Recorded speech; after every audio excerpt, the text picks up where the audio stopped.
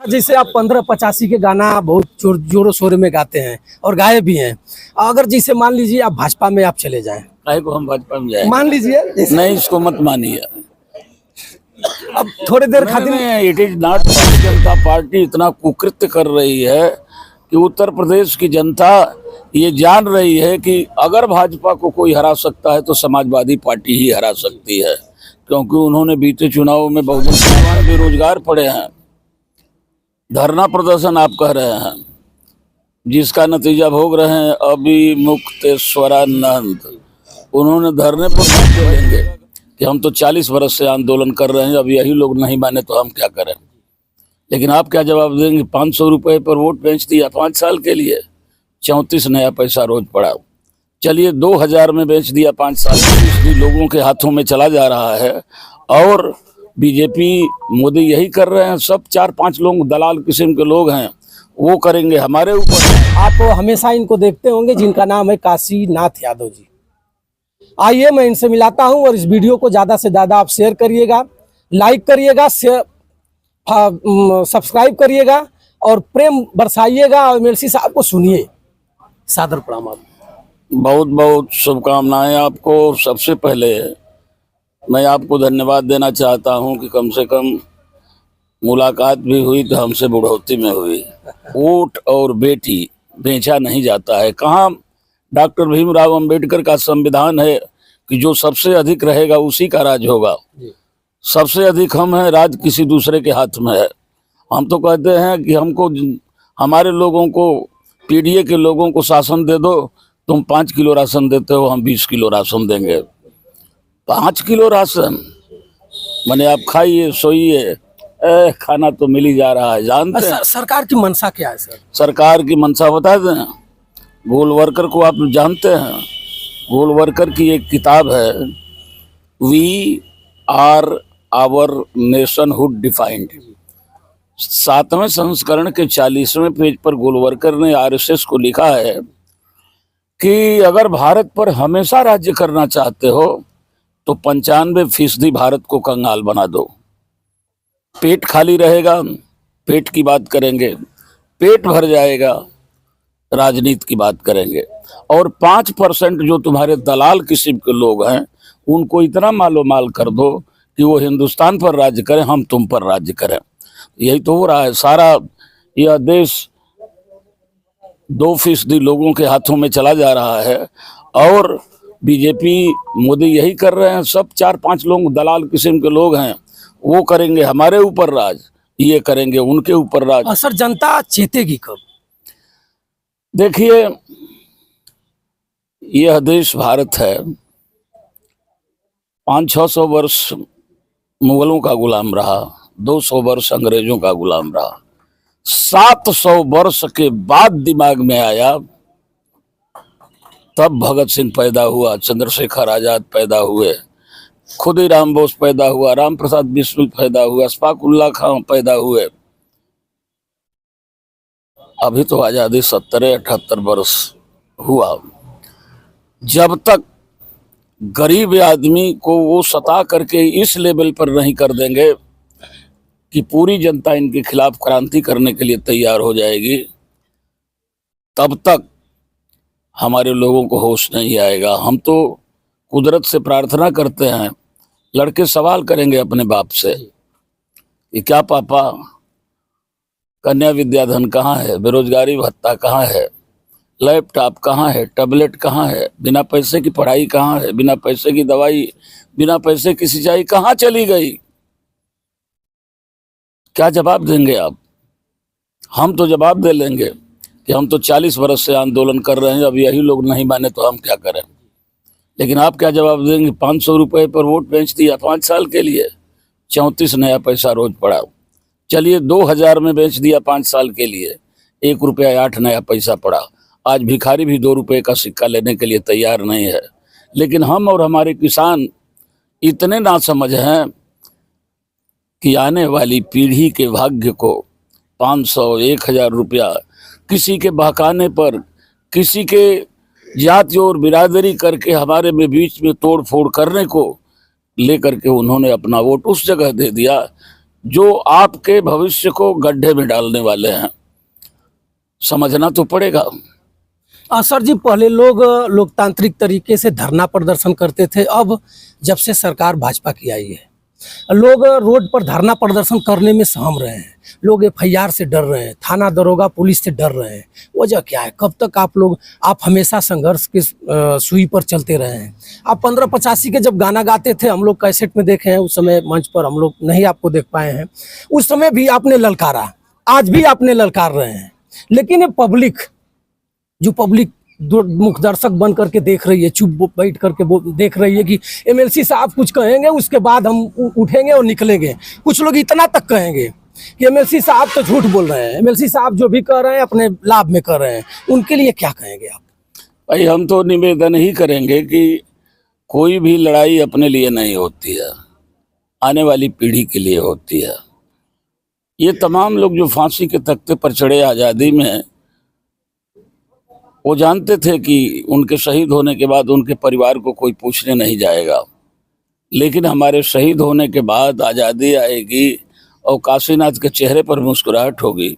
इसके लिए तमाम शहीदों ने अपनी गर्दन कटा दिया, सीने में गोलियां खा ली, वो हमारे लिए। तो वो तो हमारे लिए किए, लेकिन हम किसानों से कहेंगे, नौजवानों से कहेंगे, व्यापारियों से कहेंगे कि आप अपने आने वाली पीढ़ी को क्या कर रहे हैं? क्या गुलामी में डाल रहे हैं? यहाँ 5000 प्राइमरी स्कूल बंद कर दिए गए। गरीब आदमी का बेटा पढ़े ना, पढ़ेगा तो सब जानना शुरू हो जाएगा। यहाँ पर सारे नौजवान बेरोजगार पड़े हैं। धरना प्रदर्शन आप कह रहे हैं, जिसका नतीजा भोग रहे हैं अभिमुक्तेश्वरानंद। उन्होंने धरने पर बैठने का काम किया। ऐसा संगीन आरोप लग गया कि ये 2 लड़कों के साथ बलात्कार कर रहे थे। बताइए, इस तरीके से किसी का चरित्र हनन केवल धरना पर बैठने के लिए। तो जब अभिमुक्तेश्वरानंद जी को ये सब ऐसे जाल में फंसा दे रहे हैं जिसकी कल्पना कोई नहीं कर सकता। वो अभी 18 तारीख को, जिस दिन ये सारा लाठी डंडा हुआ था, चारों तरफ से उनको घेरे हुए थे लोग, और जिस दिन से अनशन पर बैठे, अपने उस जहां निवास करते हैं उस झोपड़ी में नहीं गए तो क्या हजारों लोगों के बीच में कर दिए। तो जब उन लोगों की ये दुर्दशा हो रही है तो किसान तो भाई लाचार है, बेबस है। कभी एमएलसी साहब, आप अपने आप को अब कभी सोचा है आपने कि सरकार जब मुक्तेश्वरानंद को नहीं छोड़ पा रही है, उनके पर लांछना लगा करके, कीचड़ फेंक करके और जेल के सलाखों में घींचने की तैयारी कर रही? आप तो हमेशा नौजवान थे तब से और आज तक आप चापते रहते हैं। कभी आपने सोचा कि सरकार हमारे ऊपर भी ऐसा कुछ लगा पाएगी? लगा पाएगी, नहीं लगा पाएगी, जो होगा वो देखा जाएगा। लेकिन अब समय इनके अंत होने का आ गया है। हिटलर को आप देखे होंगे, सिकंदर को आप देखे होंगे, कोई भी तानाशाह,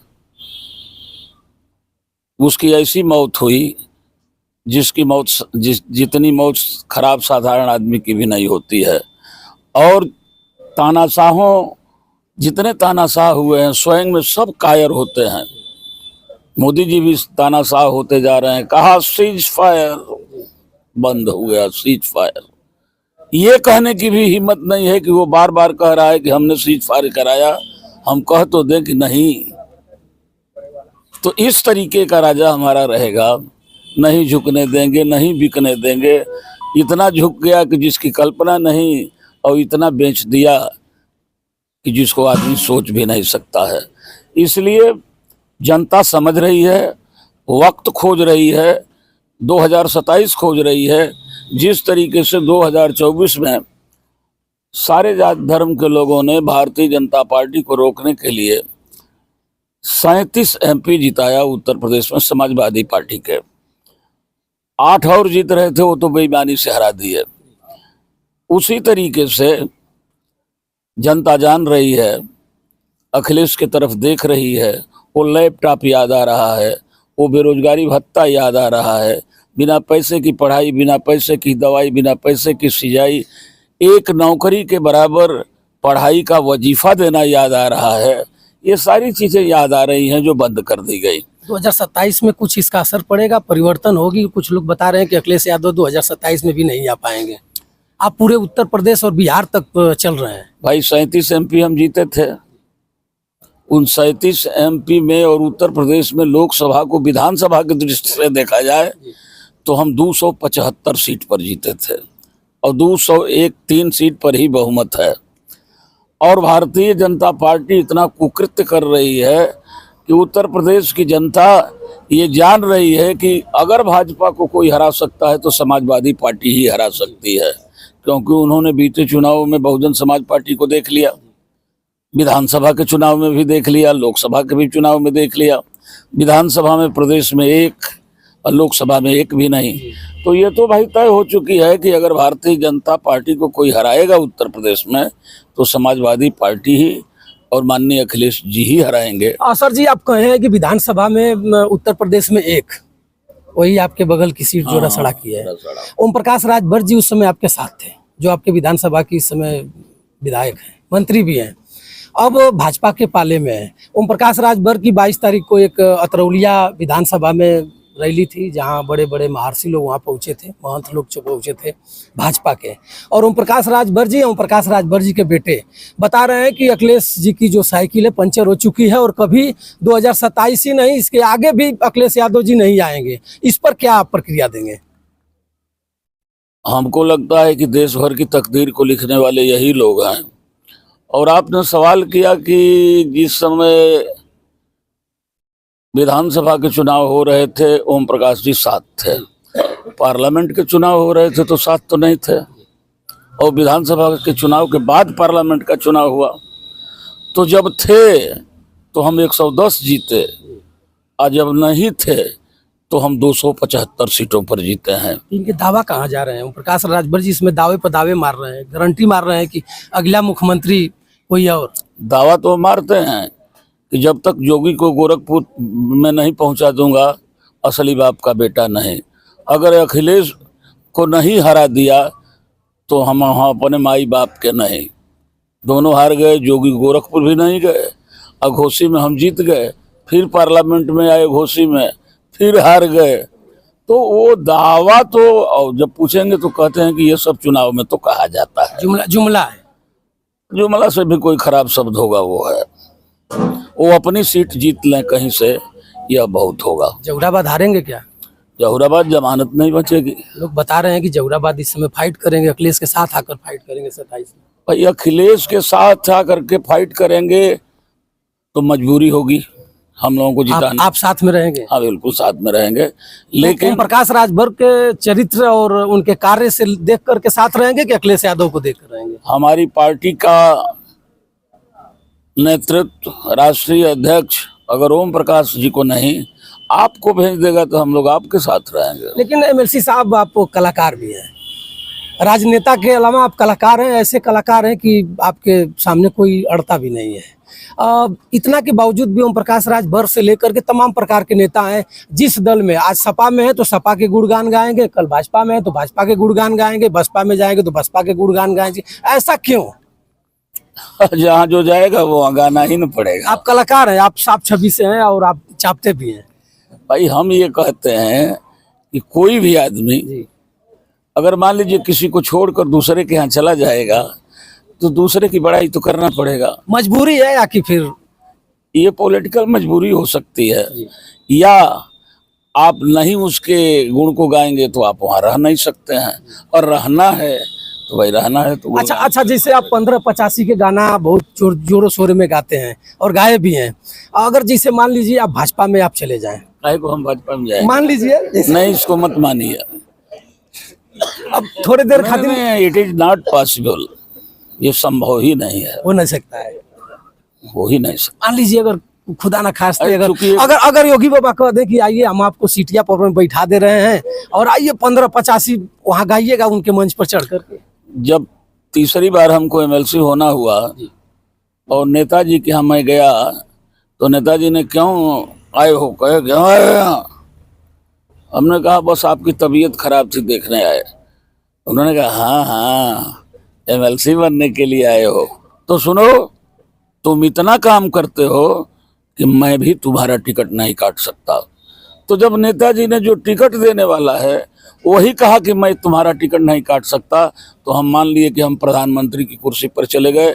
जोगी की तो कुर्सी मुख्यमंत्री की कुर्सी है। मतलब मेरे कहने का कि अगर भाजपा में ये तो हो ही नहीं सकता, न हमारे से हो सकता है न उनसे हो सकता है।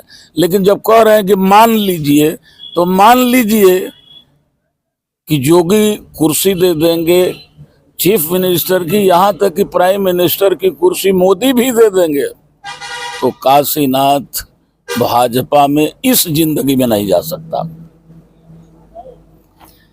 मित्रों देखिए, एक कलाकार है और कलाकार को आप समझते ही होंगे कितना बड़ा कलाकार काशीनाथ यादव जी हैं और एमएलसी पद कई बार रह चुके हैं। और इनसे मैंने जब सवाल किया कि योगी जी की कुर्सी पर आपको अगर बैठा दिया जाए तो आप 1585 का गाना गाना बंद कर देंगे या गाएंगे, इन्होंने, मैं जब तक बोला तब तक ये कहते रह गए कि कभी ऐसा हो ही नहीं सकता है। आप देख सकते हैं ये लोग समाजवादी पार्टी के हैं, समाज सेवा करते हैं, समाज के प्रति हमेशा ये लोग लगे रहते हैं। आप इस वीडियो को ज़्यादा से ज़्यादा देखिएगा, कई मुद्दे हैं, अगर मैं इनसे बात करना चाहूँ तो कई घंटों तक बात चलेगी। लेकिन पहली मुलाकात है, पहला बाइट है, इसके बाद मैं जब भी कुछ मिलूंगा, आप कलाकार हैं, लोग कहेंगे कि एमएलसी साहब से आप मिले तो थोड़ा सा गुनगुना भी देते तो अच्छा रहता किसी दूसरी बार। चलिए भैया, एमएलसी साहब हमारी बात को एक्सेप्ट किए हैं, फिर कभी मिलेंगे तो एमएलसी साहब के साथ दायरेदार इंटरव्यू के साथ उपलब्ध होंगे। और गाना मैं वही गाना गवाना चाहूँगा एमएलसी साहब से जो 1585 का आज से कुछ दिन पहले गाते थे और ललकार कर गाते थे। न थोड़ा सा कलेजा में कपन थी या ना ही किसी से डरते थे, जो कहते थे वो करते थे। आइए, मैं इनको सादर प्रणाम करूंगा और अपने दर्शकों से भी कहना चाहूँगा कि आप ऊपर वाला से मनाया करें कि इनको इतना ऊपर वाला ने ऊर्जा दे कि इसी तरह चमकते रहें, इसी तरह ललकारते रहें, इसी तरह गाते रहें और अपने पार्टी के नाम पर हरदम चलें। अगला चुनाव विधानसभा या फिर एमएलसी का पद या फिर कहीं कुछ और। देखिए, राजनीति में पहले कुछ नहीं कहा जा सकता। हम पार्टी के सिपाही हैं, हम वर्कर हैं, हम नेता नहीं हैं।